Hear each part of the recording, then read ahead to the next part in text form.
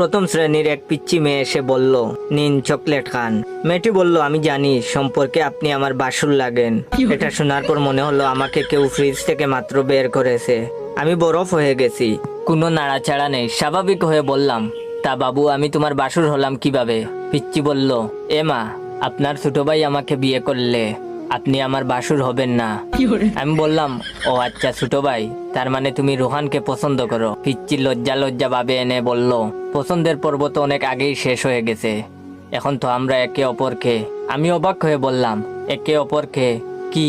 পিচ্চি বলল, কি যে বলেন, আপনাকে এসব বলা যায়? লজ্জা লাগে তো।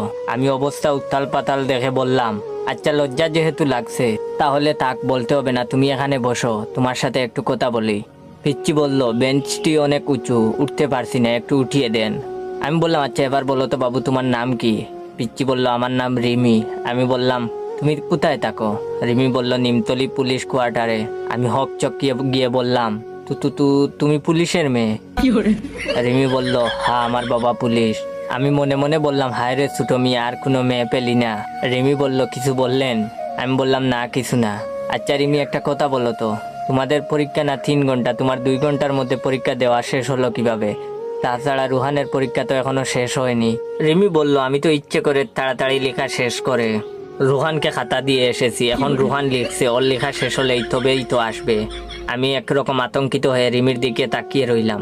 কিছুক্ষণ পর রিমি বলল, এই যে বাসুর, দেখুন না জুতার ফিটে খুলে গেছে, একটু ঠিক করে দিন তো। আমি নিজেকে সামলে নিয়ে বললাম, হ্যাঁ দিচ্ছি। আর বললাম, আচ্ছা রিমি তোমাকে নিতে আসে কে? রিমি বলল, আমাকে আমার আম্মু নিতে আসেন, আম্মু ব্যস্ত থাকলে আপু নিতে আসে। আমি বললাম, ভালো, কিছু খাবে রিমি, কিনে দিব? রিমি বলল, না কিছু খাবো না, সকাল থেকে অনেক কিছু খেয়েছি, আমার বয়ফ্রেন্ড রোহান কিনে দিয়েছিল, ক্যাডবেরি খেতে ইচ্ছে করছিল না, তাই তো আপনাকে দিলাম খাওয়ার জন্য। আমি আহম্মকের ভঙ্গিতে বললাম, এই ক্যাডবেরি তোমাকে রোহান কিনে দিয়েছে? রিমি স্বাভাবিকভাবে বলল, হ্যাঁ রোহান তো আমাকে অনেক কিছু কিনে দেয়, আইসক্রিম, জুস, চকলেট, অনেক কিছুই, এজন্যই তো রোহানকে আমি এত ভালোবাসি। রিমি ভালোবাসি বলে দুহাত দিয়ে চেহারা আড়াল করলো। বিষয়টি এমন যে কথাটি বলে রিমি খুব লজ্জা পেয়েছে। এবার বুঝতে পারছি, বাবার মানিব্যাগ থেকে 100 টাকা নিলে বাবা কেন আমার 200 টাকা কে নিয়েছে বলে চিল্লাচিল্লি করে। হায় রে মতিউর সাহেব, আপনার 2 ছেলে দুটোই চুর বের হলো, কি আর করবেন, সবই আপনার কপালের দোষ।